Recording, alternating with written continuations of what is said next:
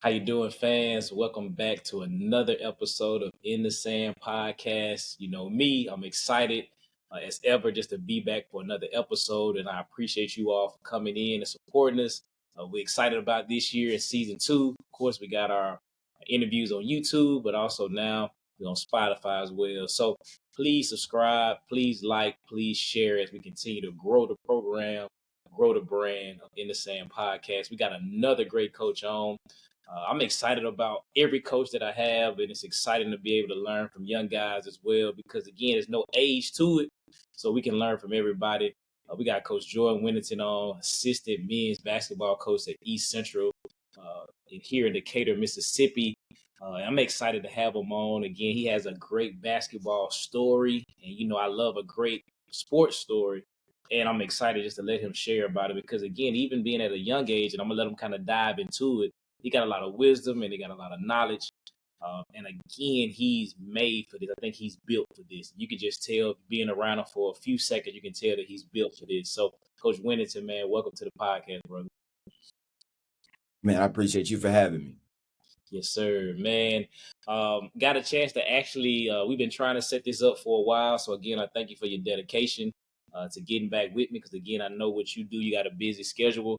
We ran into each other last week at the All-Star game. And man, I saw you in action there, man. You were going around, you were introducing yourself, you were speaking to high school coaches. And I said, man, I'm excited to get them on. And so I sat back and watched you for a while. I'm always observing. And then I got a chance to speak to you, man. So I was excited about that, and I'm excited to hear your story. So, Coach, tell us about this beautiful game of basketball and kind of how has it shaped your life and how has it put you in the position where you are right now as assistant men's basketball coach at East Central? I think I've been around basketball for a long time, for most of my life. Everybody in my family played basketball, so it was only natural that basketball was a part of my life. And it was just something that I thought that I was very knowledgeable of, and I enjoyed being around younger guys and kind of teaching them some things that helped me in the game, which kind of led me into coaching. I ended up going to Mississippi State out of high school from Madison Central, and I became a manager under Coach Howland, who is a multiple-time Final Four coach, who was the head coach of Mississippi State when I was there. And that allowed me to stick around and be around some guys that really know the game of basketball. Like George Brooks and Tanner Smith. George Brooks is still an assistant at Mississippi State today, who was an assistant while I was there. He's been through multiple head coaches. And then Tanner Smith, who's an assistant at Appalachian State, was actually my director of operations, who really kind of gave me my footing in college basketball. I'd always said I wanted to be a college basketball coach, and those two guys really gave me the push and the foundation to my coaching career. And a lot of things I learned from them, I still do today. After that, I graduated from Mississippi State in 2019, in December. And so naturally coaching jobs come open in May, April, May-ish. And so I applied for a bunch of jobs, didn't get many, and then COVID hit. So that March after I graduated in December, COVID hit and kind of shut everything down and kind of halted everything as far as jobs and stuff in my life. Really, really hard time for me because I had no clue what was next. Everybody talks about you've got to attack in your window. Like when you're the hottest or when you're the most available and can offer the most to people is when you need to attack. And I felt like after Mississippi State, that was my time to attack, and I couldn't because COVID kind of halted everything, So then COVID passes and I end up going back to my high school at Madison Central and worked under Timothy Speech, who's a state championship head coach from Murrah. And I coached there for a season, ended up working with some guys that ended up playing college baseball and college basketball as well, like Caleb Kent and Shane Davis. Caleb Kent just got finished playing at Holmes, and Shane Davis just got finished playing at Jones, and both of them are moving further in their basketball career. And they say they learned a little bit from me when I didn't know nothing. So after that, I ended up leaving Madison Central and ended up being the graduate assistant at Hines Community College. Worked under John Neville in his first year. And that also taught me a lot about the game and about the multiple different aspects of the game. So growing up, I always wanted to be on the path to college basketball was be a graduate assistant, then go be video coordinator, director of operations, then go be an assistant, then go be a Division I head coach. That's the path. Well, when I was thinking of my path, I wanted to go and be graduate assistant and then director of operations because I felt that's where I was best suited, the business side of basketball, like dealing with meals, dealing with flights and hotels and traveling, all that kind of stuff. And learning from Tanner Smith, who was our director of operations, I felt that's where I was the strongest. Um, well, then when that didn't happen in the way that I thought it would, and I ended up having to go JUCO and be a graduate assistant, I got to learn a lot from John Neville, and he was a video coordinator at Ole Miss. So all the video stuff that he learned working through Synergy, being able to clip film and tag film together, creating highlights, creating graphics, all the stuff that I didn't know and didn't really think this is what I was going to be doing, he taught me and gave me another aspect into my arsenal to use when coaching. Stuck out with him for a year.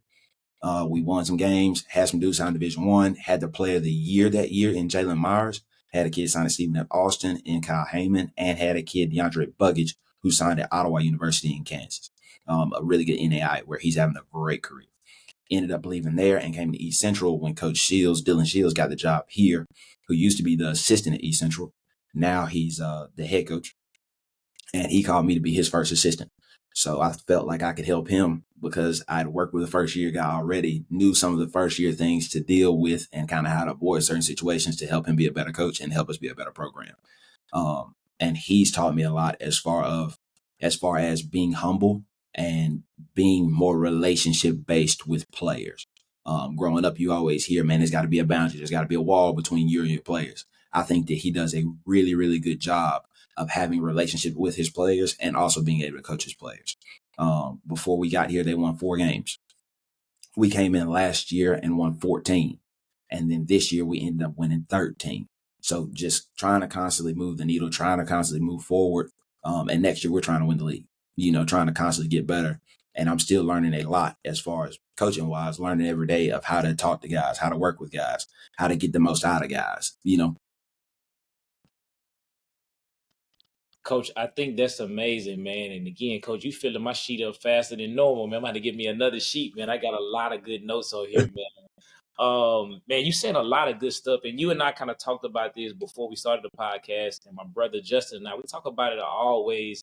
Is the road to being a college coach, and as I expressed with you and my brother and I, we talk all the time. Is like the things that Coach Whittington, those are things that I wish that I would have known going into my career because, I went to Jackson State University, very appreciative of my HBCU, but I was just a student there. Again, I tried out for the team my freshman year. I quote unquote made the first cut, made those first 10 guys, but really, man, Coach Strutter, man, he was really looking out for me, man. And of course, he's at Tougaloo right now, so shout out to him.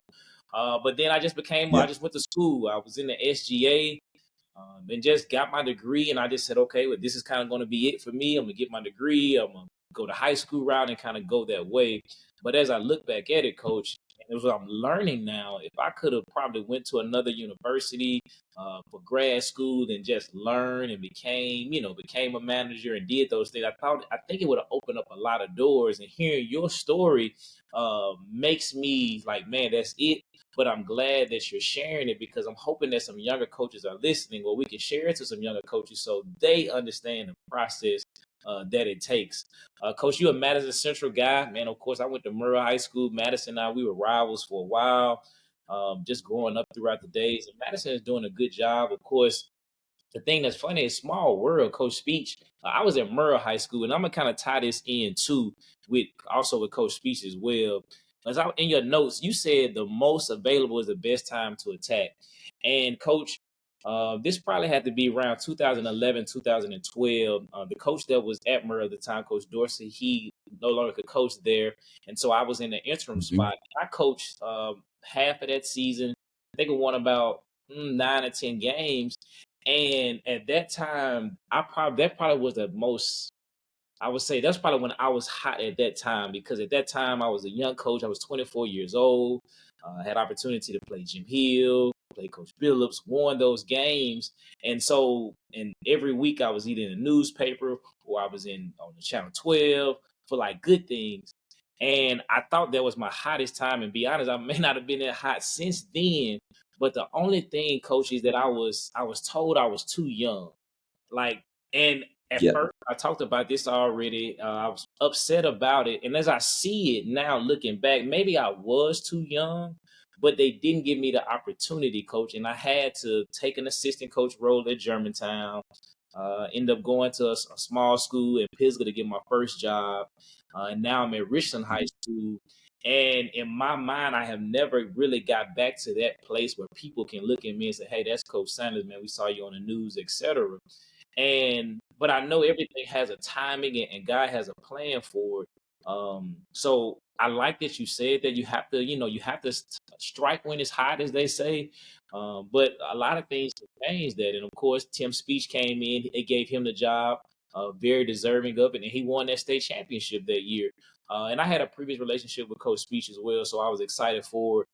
But no lie, Coach, it was hard to be able to see that and sit back on the sideline because I just felt like if I'm at Murrah High School and I have to go and be an assistant at Germantown, which was a brand new school, came in the second Right. year, obviously wasn't winning. Coach Love and Coach Bowie and Coach Sanders and Coach Richardson are doing a good job with getting that program to where it is now. But I just felt like I don't know if I would get back to that spot. So I'm glad that you said that, and that's amazing, man. Shout out to Coach Speed as well. Coach, talk about this, man. Coach Brooks, you're right. He's been around a lot of times. Excuse me, he's been around a while at Mississippi State, and there's been a lot of changes, maybe 3 or 4 different head coaches, and probably more than that.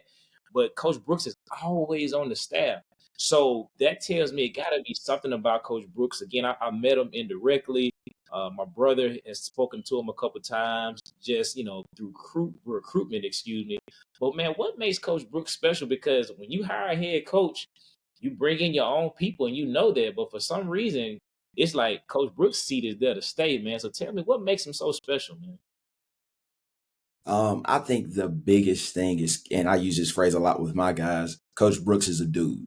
He Yeah. gets it done. If there's any kid in the state of Mississippi, and I hope other assistants take this personal, if there's a kid in the state of Mississippi that Mississippi State wants, George Brooks goes and gets it. I also think that George Brooks has a really good eye for talent, and he's really great at player relationships as well. There's no better person that I've dealt with as far as making me feel like I have a piece to the puzzle. Even as a manager at Mississippi State, Coach Brooks made me feel like you're the reason we're winning games too. Like your job is just as important as the job that Quindare Weatherspoon's doing, the job that Nick Weatherspoon's doing, the job that Lamar Peters is doing. And so he's like that with everybody, you know. And again, like I say, he's always hot. Like he's never cooled down. He's always gonna try to sign a Mississippi kid. He's always trying to get the best player in Mississippi, if he's able to play at Mississippi State, to come to Mississippi State. Yeah, that is amazing because, and again, my brother and I, we talk basketball all the time, but when you look at each year in Mississippi, Mississippi State usually gets that top guy in the state of Mississippi. And there's been a lot of guys you can go each year, and usually that top guy is at Mississippi State. Even this year, my guy EJ Payman at Raymond, obviously he's a Mississippi State Correct. guy. So they do a good job of doing it, and I think that's important because at one time, I know Mississippi State has always done it, but at one time it was kind of hard not to see Mississippi guys play at Ole Miss and not to see Mississippi guys play at Mississippi Mhm. State because, and we know you got to get outside of the state to help breed success, but it's Right. always good to have a couple hometown kids. So I was excited recently how Mississippi State, um, probably going back maybe 5, 6, maybe 7, 8 years, there were a lot of Mississippi guys. And of course, you named the Weatherspoon brothers. Obviously, there are multiple Yeah. guys that have played in Mississippi State. So that's a good thing to be able to see, man, is having some Mississippi guys.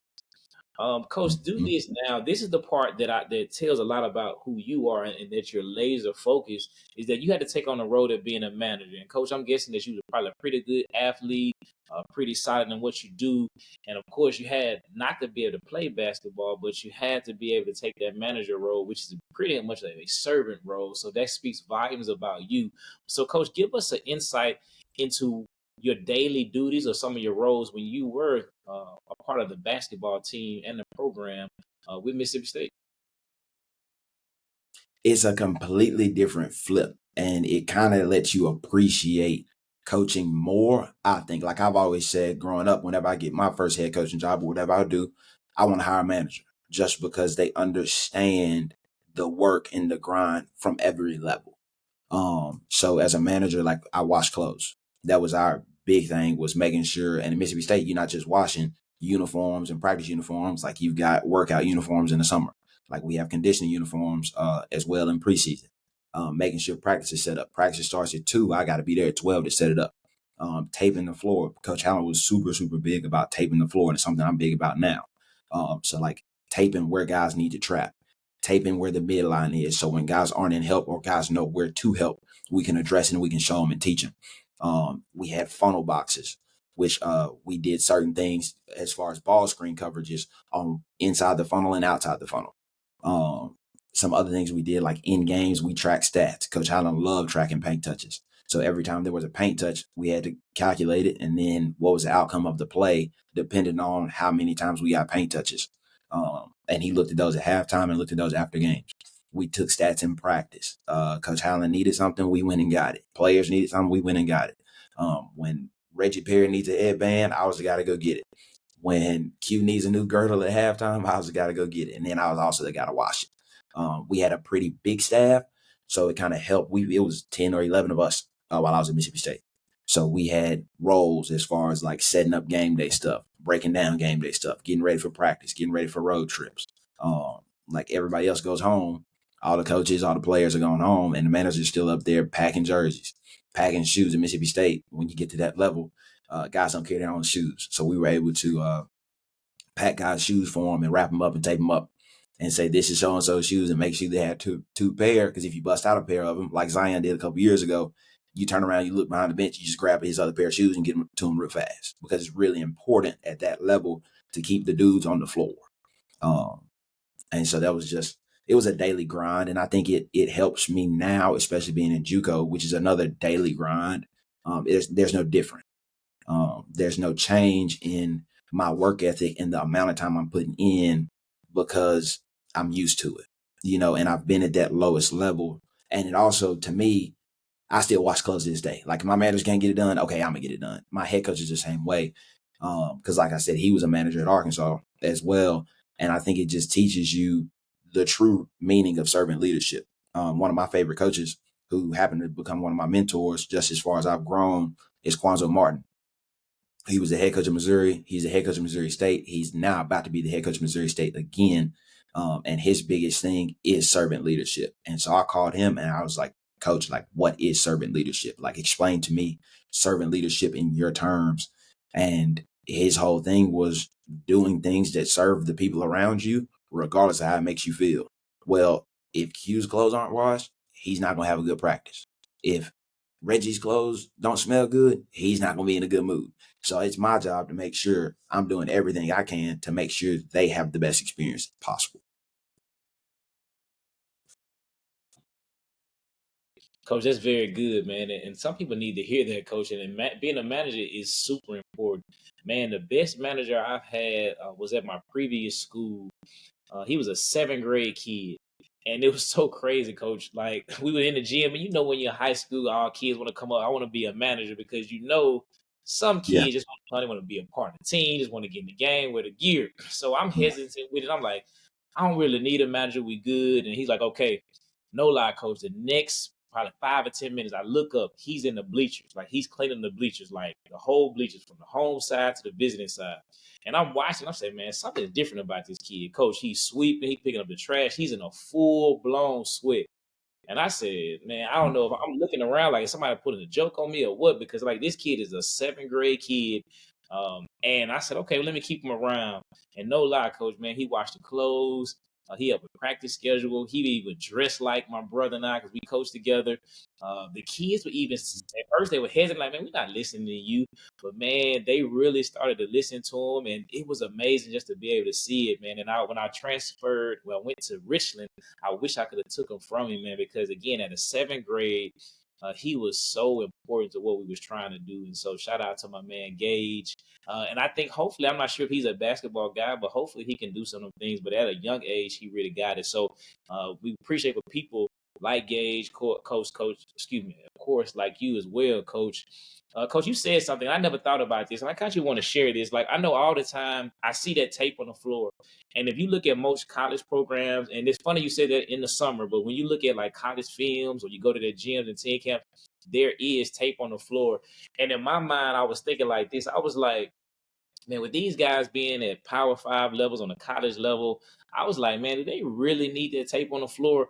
And I'm thinking, I was like, I'm thinking in my mind that'd probably be better for high school guys because I'm thinking at this level, you got All Americans, you got Danny Dozens, you got Mr. and Miss Basketball, whatever you have. And I'm like, man, y'all really spending time taping on the floor? But Coach, talk to us about that taping process because it's important. Because I've even heard stories, and I know you know it as well, when they go to the big dance in March and they go to their hotel room and they go in that lobby area, those managers are taping up their carpet, man, putting a court right there in that hotel, Coach. So talk to us about that taping, man. You give us some good advice, Coach, man. So we didn't really understand it because we kind of thought the same way that a lot of people think. Like, man, these are really good basketball players. Like, why do you need to tape the floor? The biggest thing for them is learning how to play and where to play from, and what to do in what situations. We didn't understand it until you get into really the depth of conference play at Mississippi State, like how important taping the floor was and how well it helped us. So there was things we did that just helped guys visualize, and then you get used to doing the same things in the same spots all the time, and you can envision the tape on the floor even when it's gone. Um, and so it was fun at times, but when we go on the road and we got shoot around at Kentucky and we've got to lay some tape down, it's hard and it's tiring. Um, and it's a quick process that we have to do and keep it the same every time. Coach Allen was super, super specific on his measurements and how he wanted things done. Like I talked about our trap boxes, or we call them our red boxes, which is where we trap the post. And we didn't do it every game, but whenever Coach Allen felt like we needed to trap a big guy, that's where we did it from. And so he had it specific, like 2 feet off the line, and he would go out there right behind us after we tape it down and check and be like, no, that's 2.1 feet. Y'all need to get it together and y'all need to take this up and do it again. Because at specifically 2 feet, that's where he thought we needed to trap. Anything over 2 feet, he felt like we didn't have to trap that player outside of that level. Like we talked about our ball screen coverage. He talked about a lot of people, and even we do sometimes talk about ice and ball screens, which means I have a guy high that's guarding the ball and a guy below kind of funneling you away from the screen towards the sideline. Coach Hallen wanted in specific areas because outside of the funnel is what he called it. Outside or above that funnel, he didn't think that the ice would be effective. And so we did some different stuff as far as like hedging and dropping, guarding ball screens from that area. So it was just super important. And like I talked about, taping the midline. Taping the midline is really important because guys just really don't understand where the midline is. And there were games we played where we helped over the midline. There were games we played, we helped behind the midline. Like there was just different stuff we did. And Coach Hallen wanted them in certain spots and super, super specific and super, super attention to detail that the tape just helped us with. Yeah, Coach, and that's the thing that I don't know if a lot of our high school students really realize is that, and as coaches, we tell our high school players, hey, we trying to get you ready for college. And I said this on a previous interview last season. High school coaches, we do it, but we have to be honest with ourselves. We really are not probably replicating it as the same level because we don't have the time, equipment, players, etc. So I tell our high school coaches is that make sure you just give them a work ethic, make sure they work hard, used to it, and still teach them the principles that you have. But explain to these kids going into college that even though we said we prepare you for college, there are some things that we just can't prepare you for. And I think that's the biggest learning curve that you see from our high school students transferring into the college game, and probably from college to NBA is the IQ part of it. Like it's the small things. And I can remember going to a team camp at Mississippi State and Coach Highland, like he was specific on how you had to pass the ball. Like he was showing our players on how Yes. you had, like he was specific about the ball he used and the pass. And like it wasn't Yeah. you, coach, it was another manager that he just went off on. He was like, no, give me another. Like he was specific about that. And I'm trying to get our Yeah. kids to understand that college basketball is so different, man. It is it looks easy on TV, but man, it's a learning curve. But yeah, coach, he was very detailed, and I'm a detail, but I was looking like, dog, coach, he just a manager, he just doing the best he can. But he was dead for real. Like it was no smile. I'm like, man, like he's serious. So it was good to see that though, man. So it It's was funny that you say that. yeah. It's funny you say that because every Coach Allen manager has the same story. I have the Yep. same one. One of my best friends, Connor Yeah. Hudspeth, has the same story. So he does the same thing. We come out and I'm passing, just passing like I've always passed. And he's like, no, that's not good enough. Do you not know how to pass? And I'm like, I thought I did, you know? And so now he goes and he takes the ball from me and he actually shows me how he wants me to pass. He's like, if it's not on laces, they're not shooting. I don't want you to pass it to them. If it's not specifically in their hand and has these many back rotations, I don't want you to pass to them. If you can't handle this, don't do it. And I said, yes, sir, and figured it out. Coach, you ain't lying, man. Coach, he was dead for real. That was the first time I seen it. I said, I looked at him, man, y'all better learn how to pass that ball. But I was like, man, I looked at my guy, like, man, y'all trip about us. But I said, this guy's serious, man. So it's good to that, man. And that's it funny, man. I love basketball. Um, then I got so many things here, man. I see. Let me look at so let's look at this. So we go from Madison Central. We go to you at of course Mississippi State. I'm sorry, no Madison Central, Mississippi State. Now you go to Hines. Coach, talk to me a little bit about Hines. And of course, man, everybody knows one thing about Hines, but I know you got a positive outlook about it. Everybody, the first thing they say is, "Man, Coach, I don't want to go there, man. The reception is bad." I said, "Man, if you worried about the phone and the internet, that coach really don't need you to go down there because I think that's the last thing you focus on." But every coach that I know that been at Hines, man, they make their spot the best spot it possibly can be. And there's been some growth. There have been some low times as well, but there's also been a lot of growth in that. And what I mean by growth, I'm not saying it's never been a strong program. What I'm saying is growth each year, like from change, coaches change, they go Mhm. to the job, or they may not be there anymore. You see it. So talk to us about your time at Hines, man. Hines is a special place. Of course, people know it. You got Hines in Raymond, or you got Hines in the Utica area. I know a player that I coach, Malik Hines. I know he's at Hines now in an assistant role. I'm not sure if he's a grad assistant or assistant role, but I know he's there. But just talk about your time at Hines. I think Hines is a really special place. I especially think that because that's where I kind of got my footing and my foundation in coaching college basketball, and me actually being a part of a program and kind of making a difference. It's very, very special. And if you aren't laser focused, it's easy to get lost in kind of the area and like not having cell phone reception. And like, I'm gonna be honest with you, it's not Jones, it's not Gulf Coast, it's not Pearl River, it's not Northwest, one of those nicer places where you feel like, man, I'm playing basketball and I'm really loving every moment of where I am. I think Utica is a special, special place. A lot of history in that place. I think you go to Utica and you go to Hines in Utica to work and to get out. Like I tell everybody, and even when I was recruiting at Hines, the most important thing to me about JUCO is that none of us want to be JUCO forever. Like I'm not gonna lie to y'all and act like I want to be at East Central or at a junior college for the rest of my life. No, I want to go back to Division One. I want to be a Division One assistant. I want to be a Division One head coach. And I think that kids need to have the same aspirations and also have that same work ethic tied to those aspirations. So going to Hines to me is one of the best things that can happen because there's nothing to do but work. Yes, it's the country. Yes, I don't have cell phone service because none of my friends want to come down here. No, but that's not what you're here for, if that makes sense. It's super, super special, and you can make the best of your time there. Like I said, two of the best players I've ever coached have come from Hines, Kyle Heyman and Jalen Myers. Kyle Heyman was there 2 years. Jalen Myers was there one. Jalen Myers was player of the year. Kyle Heyman was second team all conference, and he was all conference honorable mention as a freshman. And what they did was work. Like, coach, before class, let's go get some shots up. Okay, then I go to class. Then we go to practice at 3 o'clock. Practice from 3 to 5. Then I go to the calf at 5:30 and eat. Coach, at 8 o'clock, I want to work out. Coach, I can't sleep. Let's go shoot. Coach, let's work out some more. All we did was live in the gym. So it really wasn't no different being at Hines than it was anywhere else. Like our rooms were just to sleep.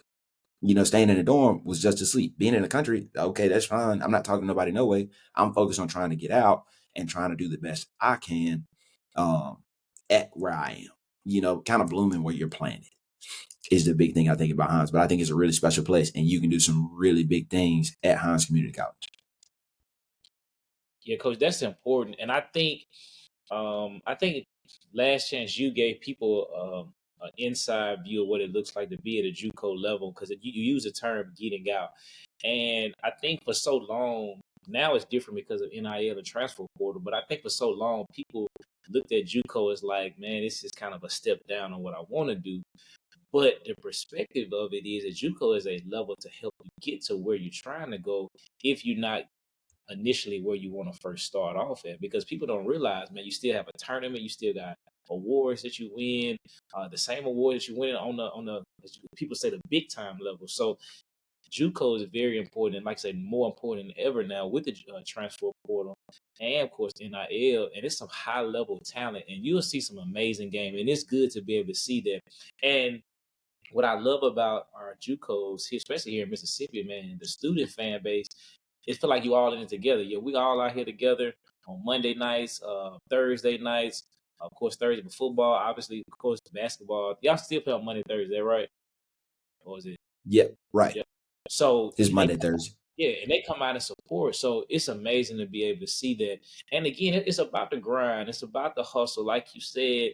And it's probably free from distraction, because you can even think of stories when the NBA say, like when they go to Miami on their road trip, or they go to Chicago, they go to Houston, they say sometimes a lot of NBA guys, they stay after 2, 3, 4 in the morning. So it's so many distractions. So again, if you can get to a place where you can be focused and focus on your craft, that's pretty solid. And I know with most JUCOs anyway, they usually let the kids go home on the weekend. So when you think about it, you probably there almost Monday, Thursday, or Monday through Friday. You get Saturday, Sunday off, and you kind of back on Sundays. Depends on how it's set up. So you have that chance to be able to grow. So, man, shout out to all our JUCOs in the state of Mississippi. All right, now, Coach, you get the phone call and going down to East Central Decatur, Coach Shields. I remember when Coach Shields was first the assistant at East Central, because, of course, during team camps, a lot of the times assistant coaches have to do their part or have their responsibility of their part. So that's kind of when I first met him. But, Coach, talk to us about the dynamic talent that Coach Shields had, and why were you excited? I know you mentioned it earlier, but just want to give him some spotlight as well, because he's doing a great job at East Central, on what made you feel like East Central was a great fit and a place for you better grow and continue to challenge yourself. Dude, he's a really good person. Not many people, as far as like coaches, coaching it's a business, and I understand it, but there's not a better person that's in coaching than Dylan Shields. When he was talking to me about being his assistant, he constantly called me. He took me out to dinner, took me out to eat multiple times, and just took care of me. And none of that has changed. A lot of people do that on the front end, and they're kind of taking care of you just to say, oh, I want him to help me. I want him to help me. He does that literally because that's who he is. It doesn't matter. Like he does the same thing with our guys. He takes care of our guys. There's not a better person to me than Dylan Shields. And he was super honest with me from the beginning and has been super honest with me throughout. Works really hard, comes in and grinds every morning, stays late every night. Always talks basketball, always wants to talk basketball and get better at every facet of the game, as far as like blade sound out of bounds offense, half court defense, full court defense. It's nothing that Dylan Shields doesn't want to get better at and doesn't want to continue to grow at. And the other thing, I think we have some of the same aspirations. Like both of us want to coach Division I basketball one day. Both of us were managers, so there's not a job that's too big for either of us. He's a really, really, really, really good baseline out of bounds offense guy. So if you really want to see some good baseline out of bounds offense, Dylan Shields is the guy to call. He also has a really good press offense that he's told me all the time, like, hey, man, wherever you go, wherever you coach, take my press offense with you. And I'm going to tell you, I'm going to take it. But dude, there's not a better person. Like I said, his player relationships and his humbleness is something that I had to learn and I'm still learning.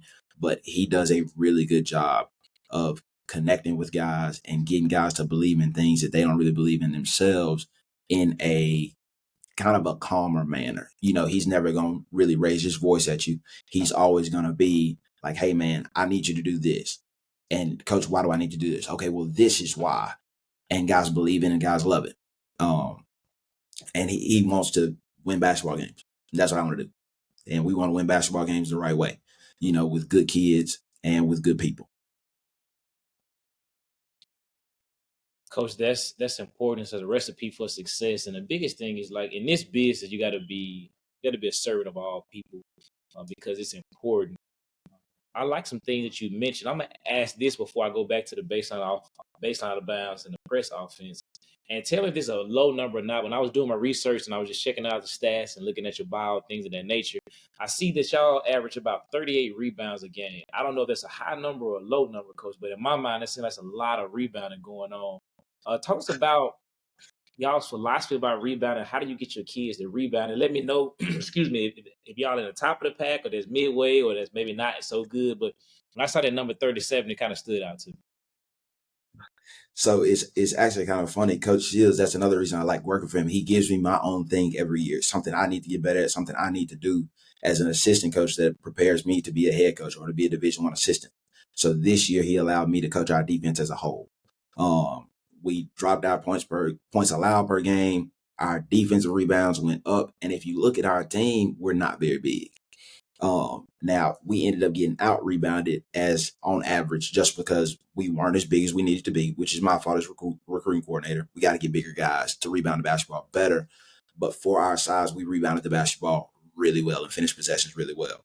When it comes to rebounding, I'm gonna tell you, it ain't too much coaching.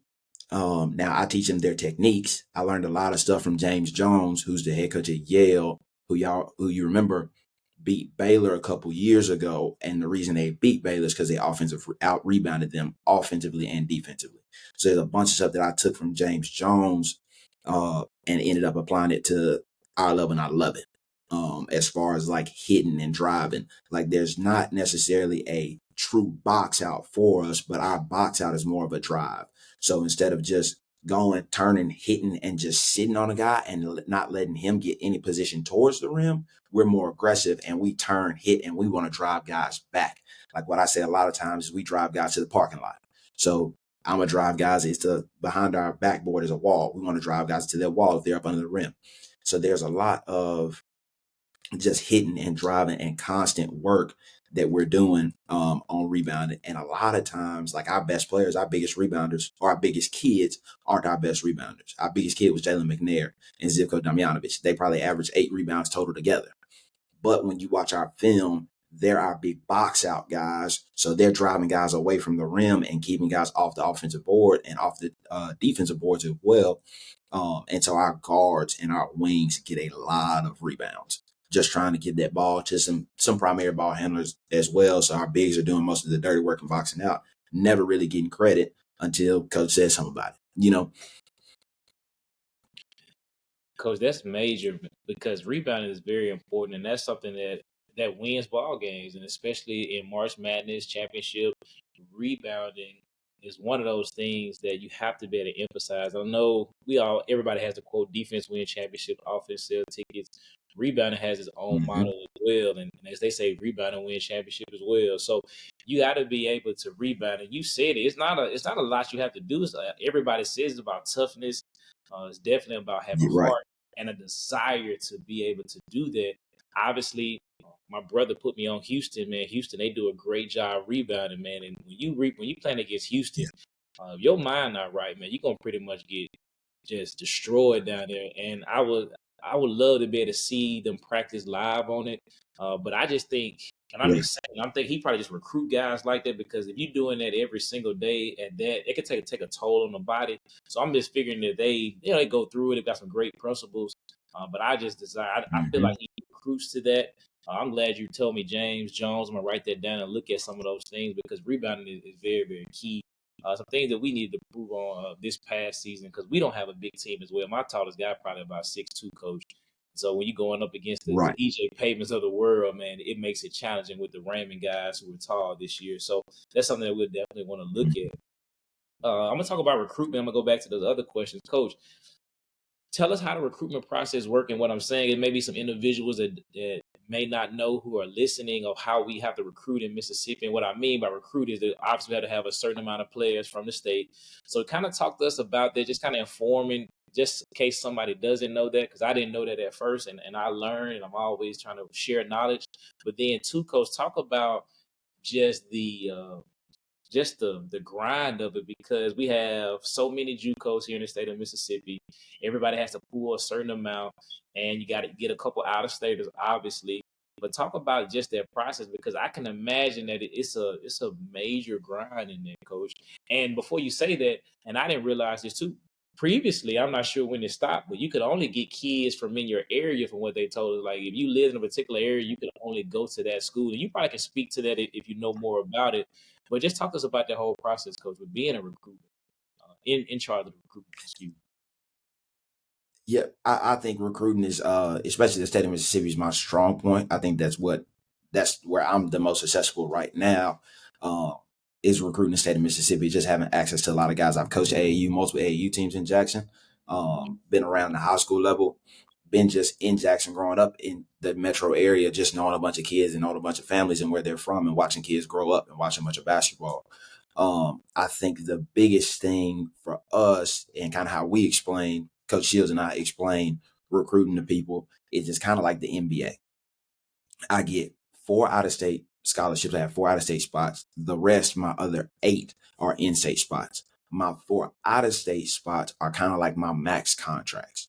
Those guys that I bring in are dudes that I wasn't able to get, or that we might have missed on in-state, and they should be my better players because I only get 4 of them. My other 8 Mississippi guys are there to help me really, really, really win basketball games. So we're going to recruit the state of Mississippi from July to probably April, May. And then once we get to that April, May time, that's when we start recruiting out-of-staters, and looking at out-of-state players, just because those guys are to kind of fill gaps. As far as like, if I get a bunch of guards in state, I need to give me some bigs out of state. I need to give me some big wings out of state. If I give me a couple big wings in state, maybe I need to go and get me a point guard out of state. Or maybe I need to go get me a 4-man out of state. So whatever I really miss on, or I don't get in the state of Mississippi, I need to go and find in my out of state spots. Recruiting in Mississippi, if you want to be good at it, is a daily grind. It's a, hey, are you texting kids? Hey, have you had any contact with this guy? Have you gone to seen this kid this week? Because we play Monday, Thursday, because high school plays Tuesday, Friday. And so we end up getting back on the road, and then on Monday, and then on Tuesdays, we go out and recruit and look at kids and watch kids and players play. The biggest thing I think we've done here a really, really good job of is we have elite camp for all upcoming seniors in that August before their senior year. So we put on a really, really big elite camp. My first year, it was probably like 30, 35 kids. My second year, we ended up having like 60 kids. I told Coach that was one thing I wanted to do coming in, was make our elite camp super, super big time. We do a bunch of stuff at our elite camp, but we primarily get to see dudes play, and we get to watch them interact with people on campus and around us, and see if they fit what we're trying to do. Because our culture here at East Central is really, really important to us. Like, we're not going to bring in, my head coach says all the time, Coach Shields says, he's got a daughter at home and he's got a son at home. If he don't trust you to take care of them or to play with them, you ain't coming to play at East Central. And he means that. And so I take that same philosophy. If I were to have his 2 kids, and I don't trust you around them, because they're like my little brother and my little sister now. But if I wouldn't trust you around them, I'm not going to trust you in my basketball program. And it's got to be guys. We look for guys we want to coach every day. We talked early. Coach got a quote from a coach that coaches at the Division I level that told him, man, you got to have guys you can lose with. And to us, we were kind of like, you always hear that quote, but you really never understand it. But you can go look at our record this year, and we expect it to be a lot better than we were last year. We just weren't. We were 4-10 this year in conference. So we had to struggle some, and we battled some, but it was okay because we had guys on our team like D'Anthony Lewis, Amari Holmes, Isaiah Williams, Connor Rogers, guys that at the end of the day, I still enjoyed coaching, and I enjoyed playing the game with those guys every day. Those were the guys we could lose with. We had a bunch of guys that we were okay with losing with, and could fight and show up every day and go back through the same thing. How to win? How can we fight to win a basketball game? And I think that's important, because I do think losing brings success. It's weird. I think you have to be unsuccessful to know what doesn't work to become successful. Yeah, coach. Like, it's funny you said that my assistant coach, Thad Bridges, his son plays at East Central on the baseball team, and East Central's baseball team were undefeated, I think, until a couple of days ago. Yep. And now I have been talking about it. Is what you said. We was like, man, they rolling. And I've just seen over time, undefeated is great. Like I would love to go undefeated, but coach, again, at a young age, you hit the man, you right on. You learn a lot sometime in those losses. Because as coaches, we all know this. Even though a team may go undefeated, we know that there's some games that we probably should have lost. We either got, lucky, as people say, got lucky on some plays. So I agree, man. I think that you learn a lot in losses because, and everybody knows this, so I'm not going to sit here and just spend a long time on it, but we know you can grow in those things because when you're winning, we kind of just overlook those things. But when you lose or you're losing, sometimes you focus on some things, you kind of narrow in on some things we got to work on, and usually that makes you better and it makes you stronger. If not that season, maybe in the time to come. It's so many lessons that you win um, in losing, but obviously none of us want to lose. But it's funny that you said that. Now, of course, and even in that game, the game that they lost, I think they lost by like 1 run. So I expect East Central baseball to Yep. do good, man. And one thing I like about you, man, just kind of doing my research, you support everybody at the school, and that's important. So, man, shout out to young Trey Bridges there at East Central. Um, Now, coach, help us out with this one because you hear this all the time, and it's important when recruitment goes along. And I'm saying it because I've coached I probably coached at a larger school most of my life, but I've also coached at a small school for 6 years. And the thing of it is, coach, and maybe you can kind of help us and bring some clarity about it. We was like, man, these schools not trying to recruit these small school guys. And a lot of college coaches say, well, when we go to a lot of the the smaller school coaches say when we coach, I don't see them at the gym. They're always at the bigger schools. Now, I do have to look at it on both sides. Obviously, I'm a coach and I want my kids to be recruited. Obviously, you coach in college and you have something that you're looking for because you said it, coach. At the end of the day, you're not trying to be in that spot forever. Like you have aspiration to do something big and better than where you are, but your feet are planted there. So you got to give yourself the best opportunity to win. But sometimes smaller schools feel like their kids get slighted because of where they play competition.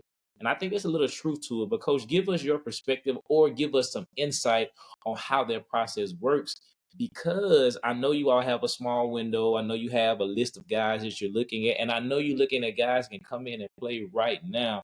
So kind of speak to us about how do you kind of maneuver through that when you're looking at a guy's playing at a smaller school, maybe a 1A or 2A school, compared to a guy that's playing in 6A or 7A. Yeah, I think the biggest thing I like to harp on about myself is I trust my eyes. So to me, being at a bigger, smaller school doesn't really affect your recruiting to me.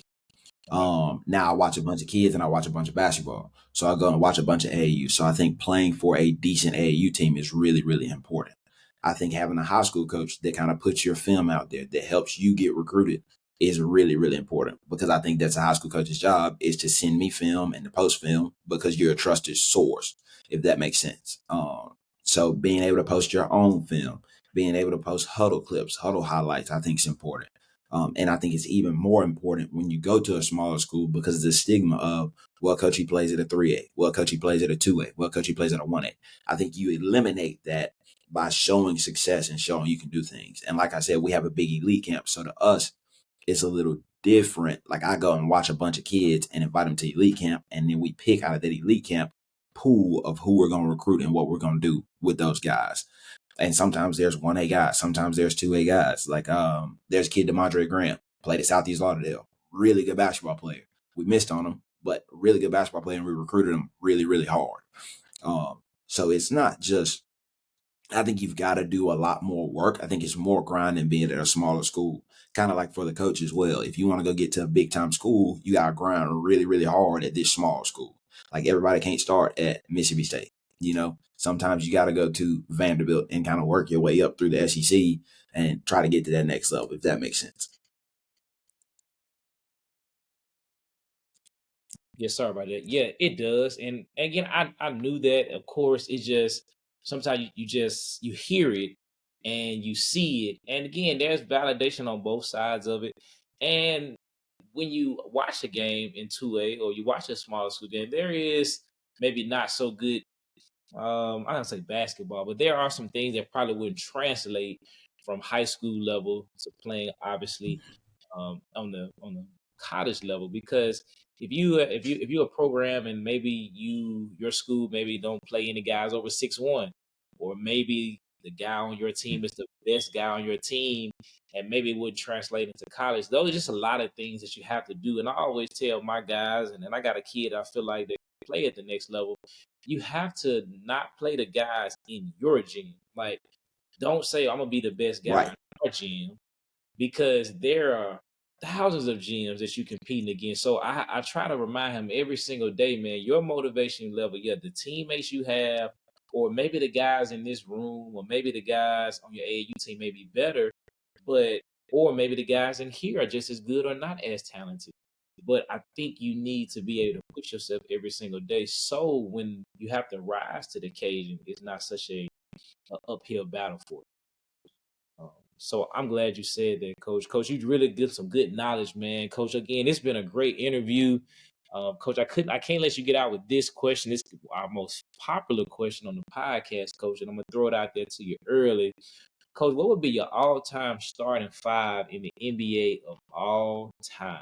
Your all-time starting five. My all-time starting five. At my point guard, I go Magic Johnson. Mm, At my shooting guard, I've gotta go Mike. I've gotta go Michael Jordan. okay. At small forward, I would go LeBron. At power forward, I'm gonna take a different approach. And I'm gonna go Kevin Garnett just because he's one of my favorite players and we need some toughness. We need some dog in us. Yeah. And then at my five, I've gotta go Shaquille O'Neal.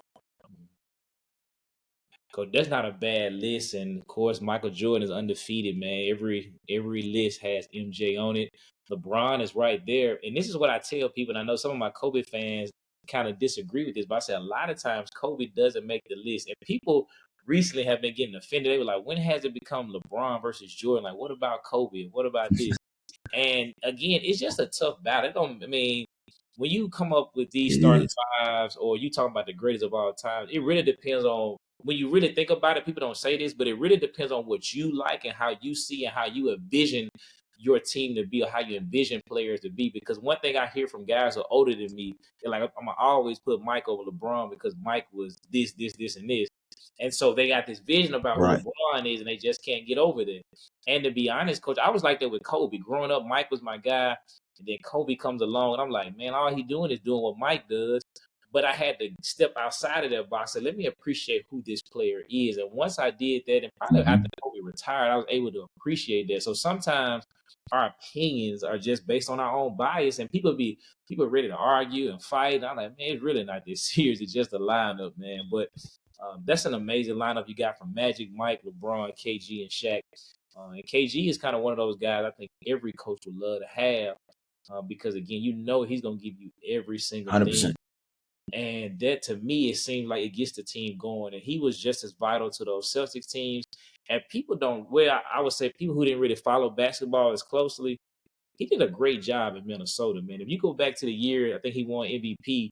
When you look at that team and what they were doing, the West was just always just super strong. But man, he had a great season in Minnesota. Obviously, he just kind of reaped his benefits when he got to Boston. But man, he did some work when he was in Minnesota, just on a smaller market. But I'm a smaller market guy because I'm the Pelicans fan. That's who I am. But smaller market is definitely it has its thing because now smaller market teams are really doing well. When you look at OKC, they're doing well. So it's amazing to see how the game of basketball changes. Man, Coach, I would be remiss, man, if I just didn't say thank you, man, for your time. And Coach, as we always wrap up every podcast, I call this section the last shot. where I give our guests an opportunity to be able to close the show out by maybe giving a shout out to someone, maybe sharing a thought, maybe recognizing some people, just kind of any way you kind of want to close the show.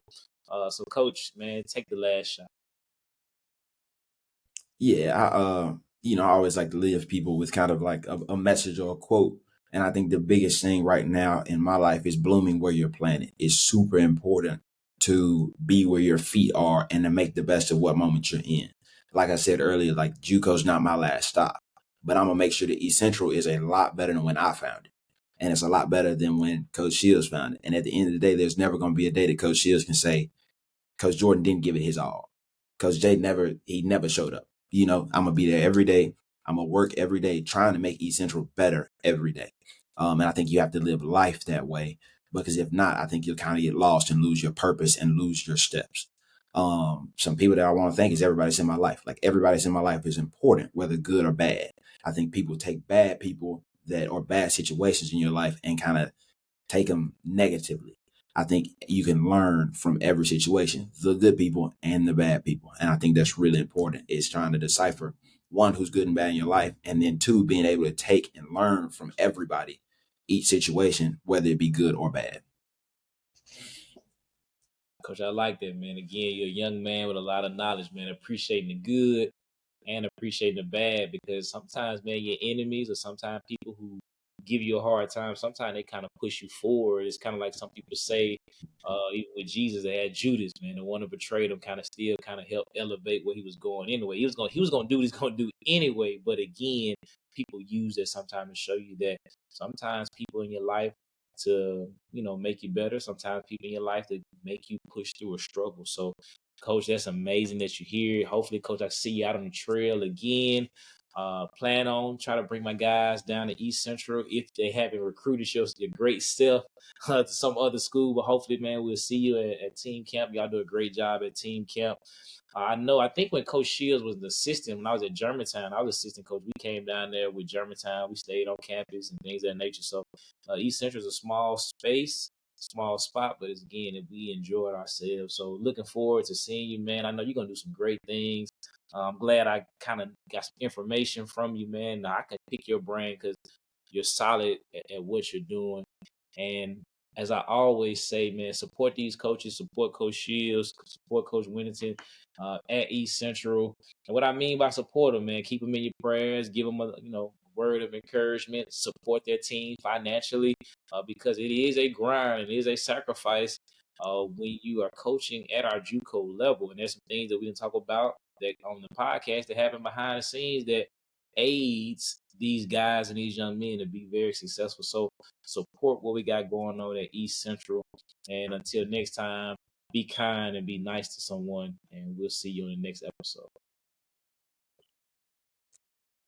Yes, sir. I appreciate it.